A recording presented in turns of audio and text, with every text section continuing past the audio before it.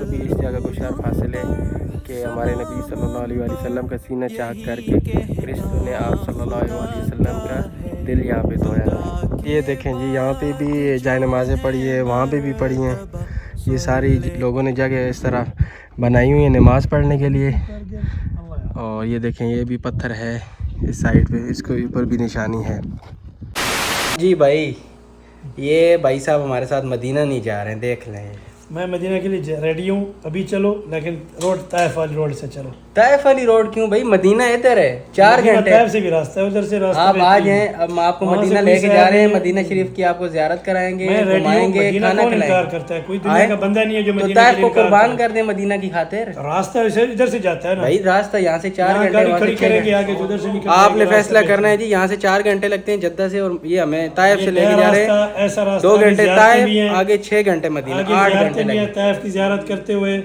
اچھا طائف کی زیارتوں کے بارے میں بتائیں، طائف میں کون کون سی زیارتیں ہیں؟ طائف کے اندر مسجد واحد ہے، ٹھیک ہے، مسجد عباس ہے، ٹھیک ہے، اور کیا نام ہے وادی ویج میں زیارت ہے جہاں پہ حضرت صلی اللہ علیہ وسلم کو انہوں نے پتھر مارے تھے، ٹھیک ہے، اور کیا نام ہے اس کا بنی سعد میں حضرت بی بی حلیمہ کا وہ ہے کیا نام ہے گھر مبارک، تو وہیں تھا، ان کی زیارتیں کروائیں گے۔ اچھا چلیں پھر یہ کرتے ہیں کہ اگلے جمعے میں ہم طائف آ رہے ہیں تو آپ نے ساری زیارتیں کروانی ہیں، ٹھیک ہے، ڈن ہو گیا۔ اب مدینہ ہمارے ساتھ آئیں گے؟ مدینہ بھی آپ مجھے لے کے نہیں جا رہے ہو، اب ہم تو لے کے جا رہے ہیں، آپ کہہ رہے ہیں براستہ طائف، آپ فیصلہ کریں جی ان کو لے کے جائیں یا نہیں۔ سارے ایک بندہ جا رہا نا، ساری زیارتیں بھی کر لیں گے طائف سے، ادھر سے مکے میں 2 نفلی پڑھ لیں گے تو کتنے 1 لاکھ کا ثواب ملے گا، ٹھیک ہے، صحیح ہے نا؟ میں تو ڈیلی وہ 1 لاکھ پڑھتے، پھر آگے طائف جائیں گے نا، راستے میں جاتے عرفات کی وہاں سے زیارت کرتے جائیں گے، جبل الرحمہ کی زیارت کریں گے، ٹھیک ہے نا، جبل ثور، غار حرا، ادھر سے ہوتے ہوئے آگے جائیں گے الہدہ، ٹھیک ہے، وادی نعمان سے ہوتے ہوئے آپ کو لے کے جائیں گے اوپر الہدہ، ٹھیک ہے، الہدہ میں بہترین ٹھنڈا موسم ہوگا۔ چلیں اب دیکھتے ہیں نا، دیکھتے ہیں اب اگلے جمعے کو آپ نے ہمیں طائف کی زیارتیں کرنی، مدینہ آتے ہیں تو ویلکم، ابھی براستہ جدہ نہیں بارش طائف چلے آپ کی، تاکہ ساری زیارتیں پوری آپ کو کراتے چلیں۔ چلے نہیں آ رہے جی، نہیں آ رہے، آپ نے فیصلہ کرنا ہے، یہ اچھا کر رہے ہیں، یعنی مدینہ آنے سے انکار کر رہے ہیں۔ مدینہ جانے کے لیے کوئی نہیں ہے، 4 گھنٹے کا راستہ، ابھی یہاں سے بھی کتنا ایک ہی ٹائم ہے، ٹھیک ہے، دیکھتے ہیں عشیرہ مہانی، آپ کو ادھر سے مہتت ساکھو سے جا کے وہاں مہتت ساکھو پہ جا کے نکلیں گے آگے۔ چلے دیکھتے ہیں، فیصلہ کرتے ہیں آپ کے ساتھ، فیصلہ کرتے ہیں۔ بیگ ریڈی ہو گیا، آپ دیکھتے ہیں کہ بھائی یہ بھائی صاحب ہمیں طائف لے کے جاتے ہیں یا ہمارے ساتھ مدینہ جاتے ہیں؟ طائف ہوتے ہوئے پھر مدینہ۔ چلے دیکھتے ہیں نا کس کے ووٹ زیادہ ہیں۔ چلو بسم اللہ کرتے ہیں، آگے دیکھتے ہیں انشاءاللہ۔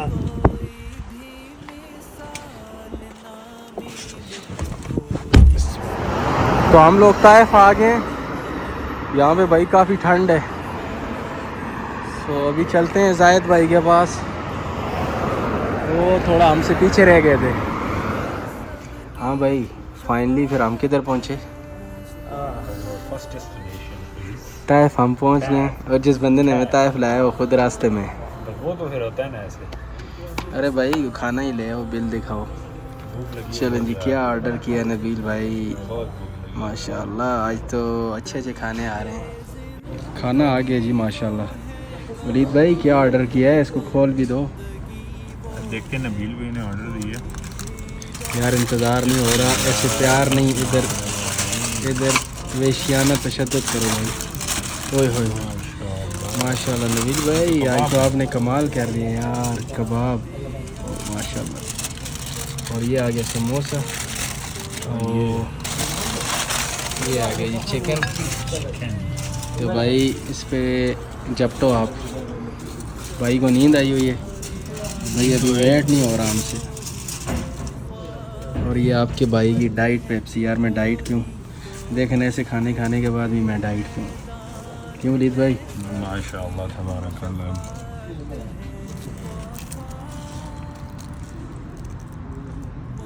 بھائی یہ کمبینیشن بنائیں، اور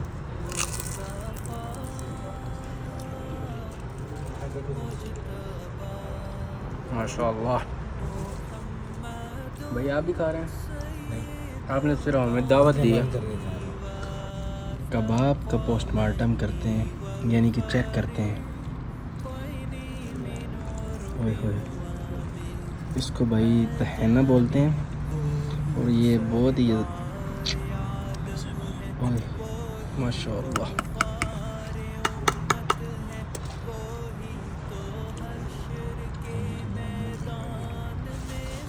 سپر. بھائی آپ دیکھ سکتے ہیں حالت کہ بھائی کتنے بھوکے تھے ہم. کہاں دوپہر کو 2 بجے روٹی کھائی. باقی انہوں نے 3 سموسے چھوڑے ہیں, یہ کون کھائے گا؟ آپ ہماری بھوک کا اندازہ لگا سکتے ہیں اس ٹرے کو دیکھ کے. یہ روٹی دیکھیں جی ماشاءاللہ کتنی چھوٹی ہے. یہ ہمیں نظر آئی جب ہم نے نا چکن ختم کر دی. ولید بھائی آپ کیسے کھائیں گے؟ بڑی زبردست روٹی ہے یار, کھاؤ یار. شاپر میں ڈالو, ہم گھر لے کے جاتے ہیں. گھر لے کے جانا من ہے بھائی, یہاں ہی کھانی ہے. صبح ناشتہ کریں گے اس کو. The next day. بھائی صاحب آپ ہمیں پھر فائنلی طائف لے کے آ گئے ہیں. جی الحمدللہ جی طائف پہنچ چکے تھے, رات کو آ گئے تھے ماشاءاللہ. تو ابھی جو صبح اٹھے ناشتہ کیا ہے, صحیح. ناشتے کے بعد ابھی انشاءاللہ بنی ساتھ جا رہے ہیں. صحیح. تو راستے میں انشاءاللہ آپ کو جو تاریخی مقامات ہیں وہ بھی ان کی زیارتیں کرواتے جائیں گے. مین جو ہمارا مقصد ہے وہ ہے حضرت بی بی حلیمہ سعدیہ کا جو گاؤں تھا جو ابھی میرے خیال میں وہاں پہ کوئی خاص نہیں ہے نشانات, بس یہ ہے کہ کچھ انہوں نے پتھر رکھ دیے ہیں, کچھ ایک قبرستان ہے. باقی تو وہاں پہ ابھی تک کوئی خاص چیز نہیں ہے. گاؤں کے باقی لوگ رہے, لیکن وہاں کی جو جگہ ہے وہ خیمہ وغیرہ جو چیزیں تھیں وہ تو کچھ بھی نہیں ہے. صحیح. باقی یہ بتائیں کہ طائف سے یہ کتنا دور ہے؟ تقریباً 60-70 کلومیٹر آگے ہے. طائف سے 60-70 کلومیٹر آگے. صحیح. چلیں یہ ہماری ٹورسٹ گائیڈ ہے. جی ابھی باقی جو ہے نا انشاءاللہ ہمارے لیے دعا بھی کریں تاکہ خیر خیریت سے پہنچ جائیں, اور سبسکرائب بھی کریں, اور سب کچھ کرنا ہے آپ لوگوں نے جو آپ کی سمجھ میں آئے. صحیح. اور یہ کیا کہتے ہیں, ابھی ہم جا رہے ہیں جی حلیمہ سعدیہ کے گاؤں, جنہوں نے آپ صلی اللہ علیہ وآلہ وسلم کو اپنا دودھ پلایا تھا. سو ابھی ہم راستے میں, اور ہمارے ساتھ زید بھائی ہیں, اور پیچھے یہ 2 بندے, ان کو دھوپ لگی ہوئی ہے, انہوں نے کمبل اوپر رکھ کے اور یہ سو رہے ہیں. سو رات کو طائف میں ٹھنڈ ہو جاتی ہے, دن کے ٹائم بہت تیز دھوپ نکل آتی ہے. وہ دیکھیں ماشاءاللہ طائف کتنا پیارا ہے. مصطفیٰ مجتبیٰ مصطفیٰ مجتبیٰ. چچا کیا حال ہے؟ بکری بچینی بھیڑ.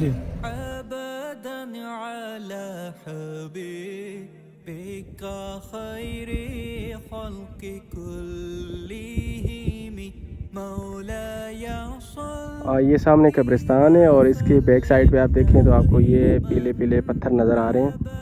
یہی وہ جگہ ہے, یہاں پہ بتایا جاتا ہے کہ حلیمہ سعدیہ رضی اللہ عنہا کا جو آپ صلی اللہ علیہ وآلہ وسلم کی دائی تھیں, ان کا خیمہ یہیں پہ تھا, اور اس جگہ پہ آپ صلی اللہ علیہ وآلہ وسلم کا بچپن بھی گزرا ہے. دوسری سائڈ پہ جائیں گے اور وہاں پہ کلوزلی آپ کو یہ مناظر دکھائیں گے.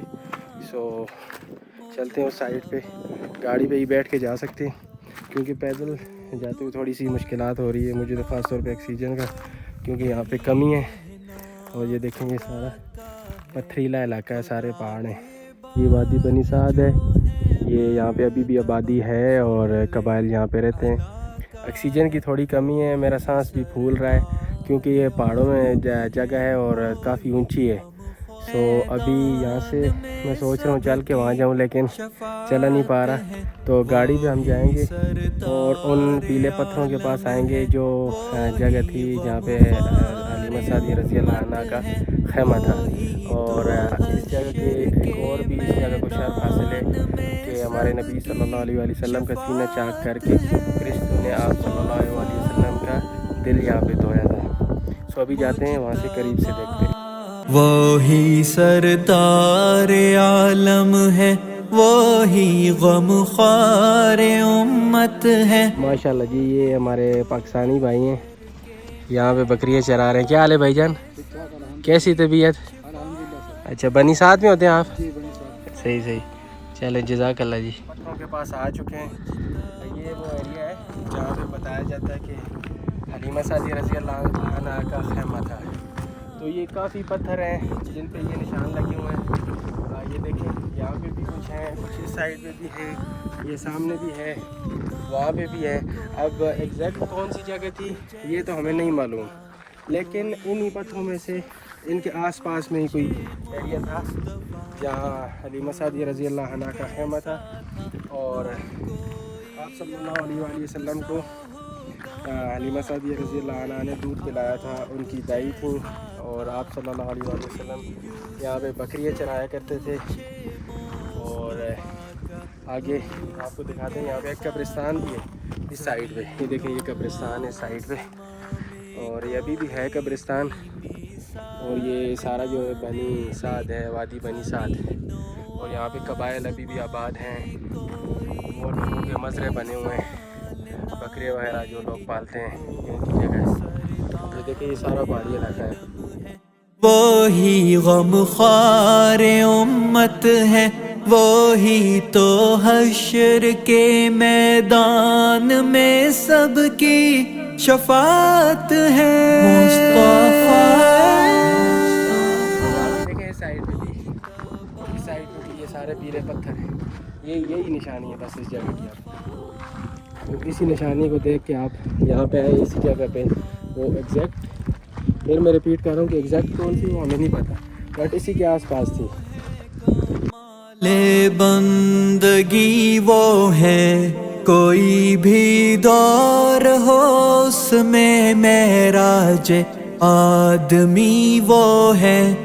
یہ جائے نمازیں بھی پڑھی ہوئی، لوگ آ کے نوافل یا جو بھی ہے نوافل وغیرہ بھی ادا کرتے ہیں اس سائڈ پہ بھی، اس سائڈ پہ بھی.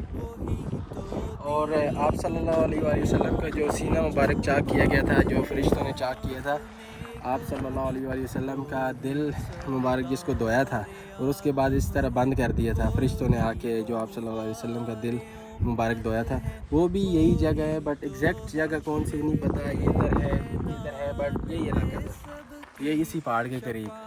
سو یہ پیچھے پہاڑ بھی دکھائیں، سوری قبرستان بھی یہ دکھائیں.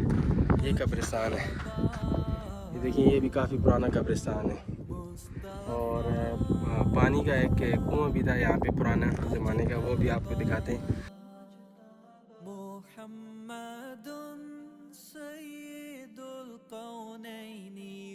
یہ سارے پتھر جو پیلے کلر کے، یہی نشانی ہے اس جگہ کی ایگزیکٹ.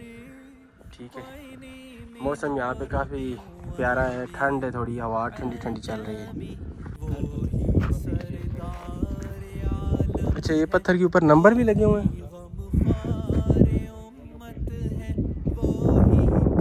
یہ پتھر ہی اس ایریے کی وہ نشانی ہے. دیکھیں آپ، کافی مشکل ہے جانا بھی اوپر یہاں سے.